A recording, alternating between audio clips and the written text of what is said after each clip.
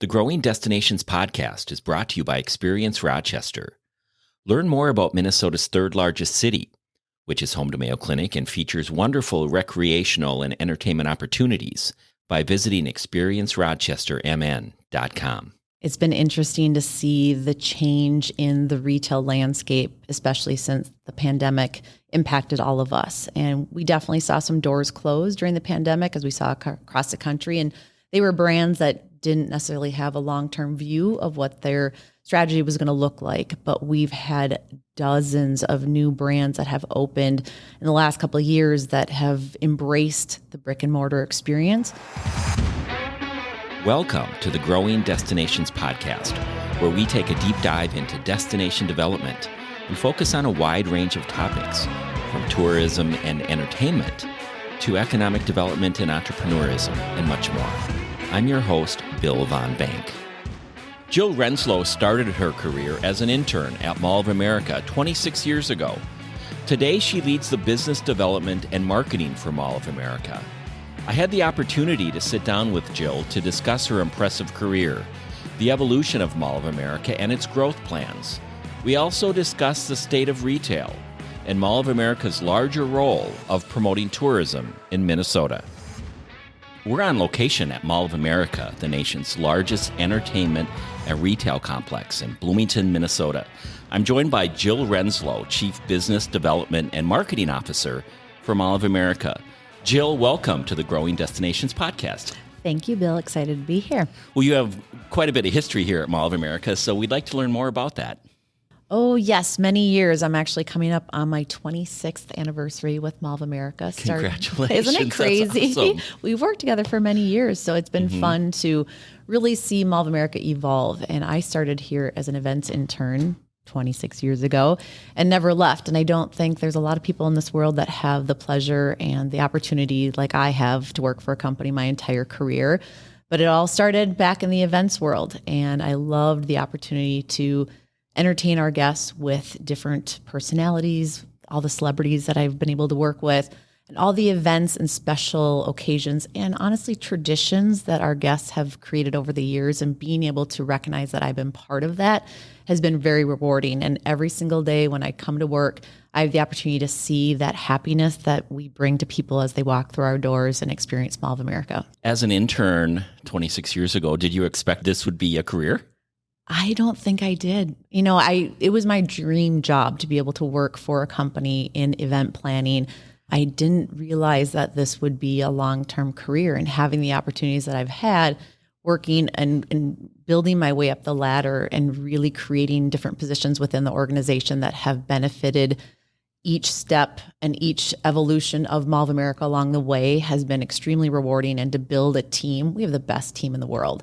And to be able to work with these people hand in hand every single day is just such a pleasure. And I am just honored to be able to work for a company that's so amazing to work for. Well, Mall of America just celebrated its 31st anniversary. As an entertainment destination, it annually attracts 40 million visitors from all over the world. Why do you think Mall of America is still so popular? It's because every time people come visit us, there is something new. We really strive to keep the property fresh, the experience new and innovative, and really that sense of surprise. So when guests come to visit here, they really don't know what to expect. They come for their favorites. They enjoy the mix of dining, entertainment, and retail. But then there's always those elements of surprise. And just to mention, this last weekend, Ed Sheeran surprised our guests by coming to the Lego store. We actually received a call on Monday. We had actually, backing up, our team had been working on this for quite some time because we had heard that on his tour, he was visiting all these different locations at the cities that he was performing in. So our team had been reaching out to his team to figure out how they were going to be able to get him to come here, because we wanted to make sure this was a special visit on his tour. And then finally on Monday, we got the call between Lego and Ed Sheeran's team to say, hey, we want to stop by and make a special visit. And sure enough, on Saturday, we were able to make it happen and surprised our guests. We had to keep it under wraps. I couldn't even tell our ownership that he was coming. They were so worried about the word getting out there. But it's moments like that make it really special, not only for our guests, but for our team to be able to deliver those special moments for everybody that's in this building. That visit was all over social media over the weekend. It was. And we actually hit national media. It's so fantastic when you can wake up in the morning and while you're getting ready, watching the news, watching the Today Show, and there is Ed Sheeran at Mall of America. And just being able to know that those small moments can make such a big difference across our country really just makes us all excited and proud for where we work. You mentioned Lego, but within this large complex are many great entertainment attractions. Can you speak to that? That's one element that really makes us unique. When, malls in our name as Mall of America, entertainment is really something that differentiated us from the very beginning, and having a 7-acre theme park right in the middle.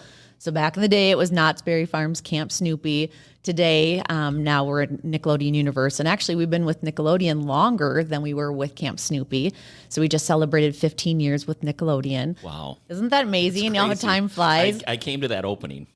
It was fantastic. I mean, it's everything orange, but just being able to reinvigorate the theme park experience with all the new team members with SpongeBob and the gang and all the characters. But beyond that, we have Sea Life, which is a Merlin entertainment concept, which was Underwater World when we first opened. So that has evolved over time as well. But the core elements of having the walk through aquarium and all the different sea life connections, that's been a great attraction.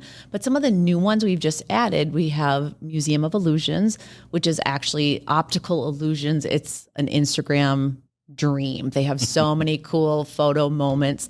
Wink World's going to be opening up pretty soon, and that's from the creators of Blue Man Group. So that's going to be a whole new, they have an attraction down in Vegas, and so they're going to do their second attraction here at Mall of America.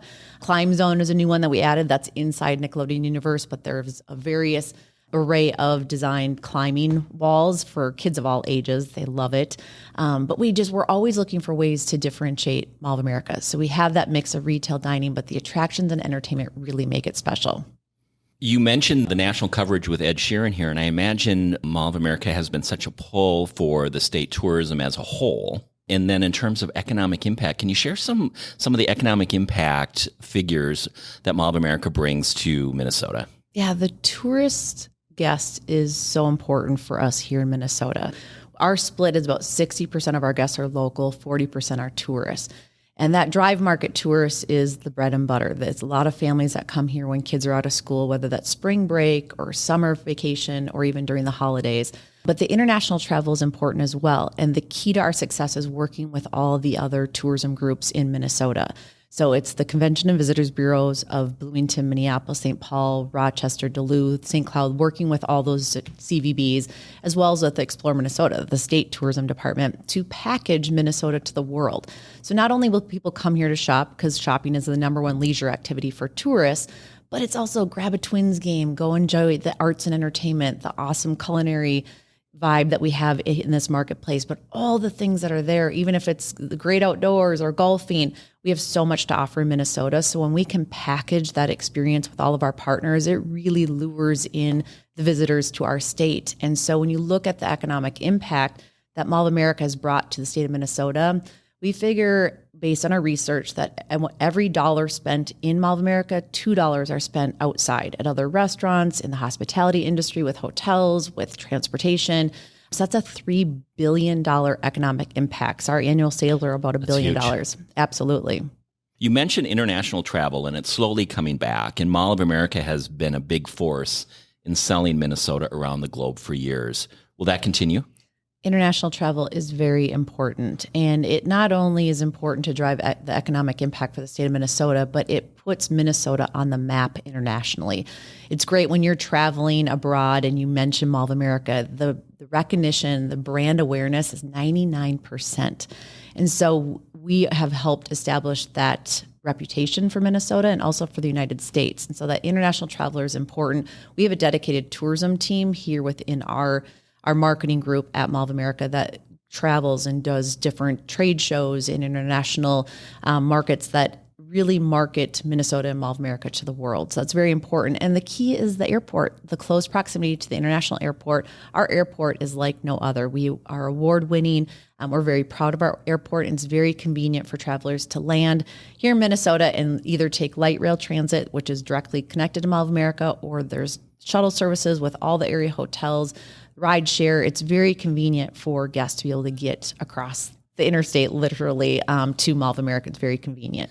And so many direct flights to important international destinations. Most definitely. And there's a lot of Scandinavian roots here in Minnesota. So we have a very strong fly market to Iceland and all of the Nordic countries, but also Germany, UK, France, very strong markets for us, as well as there's a lot of Asian markets.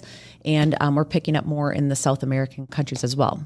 Obviously, Mall of America is more than just retail. We've just spoke to that. But retail is a big part of the experience. Nationwide, brick and mortar retailers are struggling. There's been a lot of reporting on this. What does the future look like for retail at Mall of America? The future is very strong. It's been interesting to see the change in the retail landscape, especially since the pandemic impacted all of us. And we definitely saw some doors close during the pandemic, as we saw across the country. And they were brands that didn't necessarily have a long-term view of what their strategy was going to look like. But we've had dozens of new brands that have opened in the last couple of years that have embraced the brick and mortar experience. It's been really important not only to measure success by sales per square foot, but also the impressions that these brands get at a location like Mall of America. Having millions of visitors that come through our doors give them the opportunity to have that brand presence. And it also allows them to have an engaging customer experience that they can't develop online. So the brands that are doing the best are the ones that have a convenient online option for customers that need that shopping opportunity and convenience of online, but it's delivering a really special and different experience in person. So you look at Lululemon, for example, the flagship store that they have here at Mall of America, you cannot get that experience online. To be able to have a fuel up bar, a workout studio, the engagement that they have with their fans and the customization that customers experience. So those are the types of brands that we love to invite here to Mall of America. And so many of our stores, our flagships, are ones that are leading the way and to really develop that brick and mortar physical experience. And the big E experience. It is. And I use that word all the time, and it's hard to find a replacement for it because it just speaks volumes to what we are trying to deliver here. So it is the focus for a lot of the brands that are in this building. And we're seeing so many digital brands come to the physical space because it's that mixture and the intersection that they're trying to find for success. And those are the ones that are going to be around for a while. Do you think coming out of the pandemic, the pent-up demand for people just to get out and do stuff again has really been an additional lift for Mall of America? Absolutely. We're human. We want to have that social interaction. We were starving for it when we were all locked down. When we reopened our doors, we weren't quite sure what was going to happen, and nobody did. It was out of our control of the shutdown and then what we were going to be doing to reopen. And actually, it was really hard because we had to reopen in phases because of the diverse uses that we have here. Retail opened first, but a lot of our attractions lagged because of capacity limitations, things like that. So it took us a while to really fully be back open. But I don't think we all knew what was possible and what we were missing when we were locked down. So people came back very strong. People were looking to re-engage with the traditions that they enjoyed having, whether it was coming out with their families, their girlfriends, having date night out here. So many different elements that really make that in-person experience special. And we are thriving. Traffic is really strong. Sales are fantastic across all different categories. And there's so much in store as we look ahead to the future. No question, Mall of America is big and it attracts a lot of people. What public safety measures are in place? Safety is our number one priority. It always has been and always will. We want to make sure when people walk through our doors that they feel at home, they feel safe. All of us that work here, it's our home away from home. So we want to make sure that we feel safe, our families feel safe. So it's incredibly important to us. And so we have an in-house private security team that is dedicated to Mall of America. We work in collaboration with the Bloomington Police Department. So that collaboration is extremely important. There's actually an on-site police precinct here for Bloomington, and we work very closely with all of the national affiliates as well, from the FBI and Homeland Security. So a lot of connections, and it's important because we're an international destination and we need to protect this place as such. And so we have layers of security that are in place, everything from canines to dispatch to patrol officers to plainclothes officers to an extensive camera system. And those layers, when they work together, are extremely powerful. And we do the best we can every single day to protect everyone that's in this building, from our guests to our tenants and to our employees. One of the things I've always noticed about Mall of America is there's always something new. We spoke a little bit about that earlier. What are some new experiences we can enjoy at Mall of America, either now or in the future? I mentioned a couple of them with our retailers, but we've really had a great wave of new retail that's come in, and everything from Vuori, which is a California-inspired kind of Lululemon type of apparel. We've had Travis Matthews added to the mix for those golf fans that are out there. One of my favorites is Carl's Fishing Adventures. They're right outside of Nordstrom on level 1, and it is for the fisher lover in your family. They have everything you can imagine, and it's so perfect for Minnesota because not only do we fish in the summer, but we also fish in the winter. We're kind of crazy and get out there on the ice. It's great, but being able to see all these different brands, we want to make sure there truly is something for everyone here at Mall of America, and we want to continue to add to the mix of not only retail, but entertainment. I mentioned Museum of Illusions and Wink World, but we're constantly looking for new concepts in that category as well. And dining is really important. Dining you can't do online. So it's definitely one of the uses that's important to us to continually evolve and find those opportunities that are experiential, because that's what guests want. Jill, you also have a new Halloween experience coming to Mall of America. We do. We just announced our new haunt attraction. It's called the Onion Head's Revenge. It's from the makers of American Monsters, and it's the first of its kind across the nation. And of course, it would come here to Mall of America. We are thrilled. But there's so many fans of haunt experiences here in this marketplace. Yes. The few that have been throughout the Twin Cities Metro have done so well. And we've always had a very family-friendly experience inside Nickelodeon Universe or back in the day in Camp Snoopy, but we haven't really embraced the adult haunt experience. So this will literally scare you to death. I personally will not be going through this. I do not like to be scared. My team thinks it's crazy. We're going to do a little team outing, but I think I need to go through with the lights on. But super excited. This opens mid-September. So September 15th through October 31st. So if you are ready to get scared to death, this is a place to go. And Halloween's big business. It is big business. It's great for the retail industry. It continues to grow year over year. And we're excited to have this new haunt, and tickets are on sale now, and they're already off and running, and we're excited for a great experience. Recently, designs were made public for a future indoor water park connected to Mall of America. Can you give us a project update? As we keep ourselves fresh and new, we also always look to grow and become bigger. So development has always been part of Mall of America's nature. And when we opened our doors back in 98-2, we always had this grand vision of about 10 million square feet of space. And we're at 5.6 right now. So we have a lot more space to develop. Almost double. Absolutely. Both to the north and to the east of the mall. We have surface lots that we are looking to develop. And so then one of the next phases is a water park. Our sister properties, both in West Edmonton, Canada, as well as New Jersey, American Dream, they both have water parks that are very successful. And they're not small water parks by any means. And we don't do anything small here, of course. Everything is grand, and we want to be the largest. And not only the largest, but the best. We feel like the best is even more important. And so our water park project was supposed to break ground in 2020, and we all know what happened then. So we had to kick the can down the road a little while, and we're rebooting it this past year. And then the interest rates and the economy made it a little challenging for construction projects and anything under the development umbrella. So we had to kick the can again, but we're working really closely with the city of Bloomington. And that's what's great, is the public-private partnership that we have with the city allows us to think big and to be really creative together to continually evolve Bloomington, Minnesota, to bring visitors here to share and experience the amazing things that we have to offer. So our water park design and development continues. It's just been slowed down a couple of times, but sometimes those challenges just make us want to push it even more. We have visionaries that are part of our ownership group that have amazing ideas for us in the future, and we will continue to develop and keep things fresh for people to come back and visit time and time again. From the beginning, sustainability was core to the foundation of Mall of America. I guess you could say you were green before its time. Can you share some examples?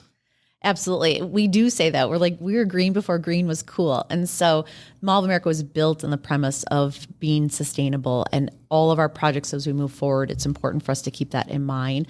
And one of the fun facts that people can't fathom is that we don't have any central heat inside Mall of America. Still crazy. I just can't imagine. It's crazy. So being in Minnesota with cold winters, our vestibules are heated, and we have 1.2 miles of skylights, so that the skylight with the solar energy helps in just the body heat within the buildings. Individual stores have heat, but that's one fun fact. But the skylights are significant for the heat generation, but we also have 30,000 live plants and trees, and having those live elements really create just a really great environment for our guests. We recycle a lot. Over 60% of our waste is recycled, and we go through a lot of waste here.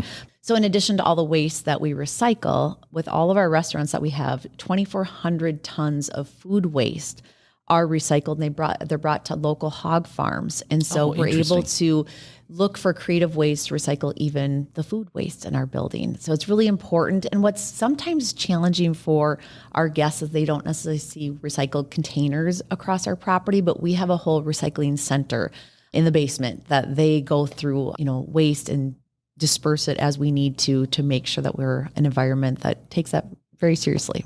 What are some other fun facts about Mall of America? Because you have a lot of them. Oh my goodness, fun facts. Well, actually, another one that relates to sustainability is we release 100,000 ladybugs every year on Earth Day in Nickelodeon Universe. And it's a natural pesticide for all of our live plants and trees that are in our theme park. And people always get worried because they're like, are there thousands of ladybugs flying around?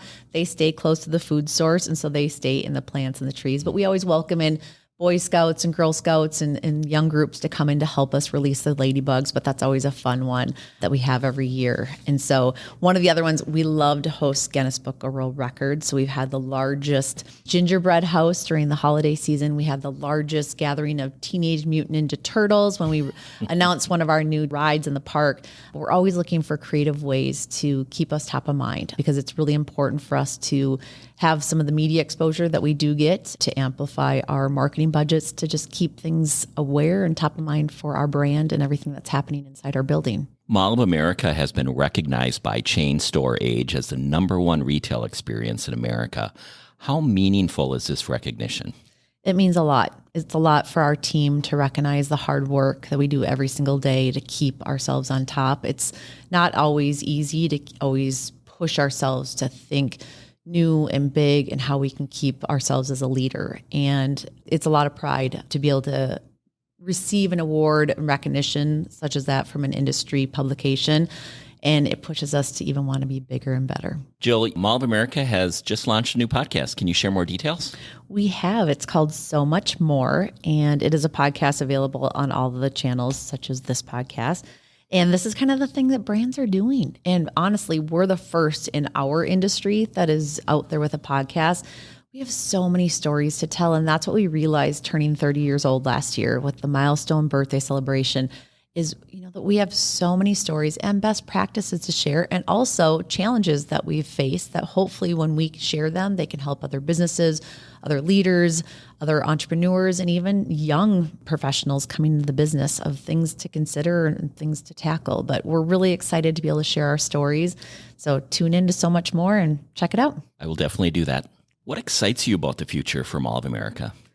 That anything is possible. We're constantly taking risks. We're trying new things. Our team is motivated to deliver unbelievable experiences for our guests as we look forward to the holiday season.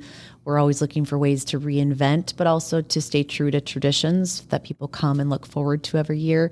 So our team is motivated. We work closely together and looking to work with brands to deliver amazing memories and moments for all of our guests that come visit us every year. Jill Renslow, I really appreciate your time today. It's been a great conversation. I can tell you live and breathe Mall of America with great passion. Thanks for being our guest on the Growing Destinations podcast. Thank you for highlighting us. It was my pleasure. Thank you for tuning in to the Growing Destinations podcast. And don't forget to subscribe. This podcast is brought to you by Experience Rochester. Find out more about Rochester, Minnesota and its growing arts and culture scene, its international culinary flavors, and award-winning craft beer by visiting experiencerochestermn.com.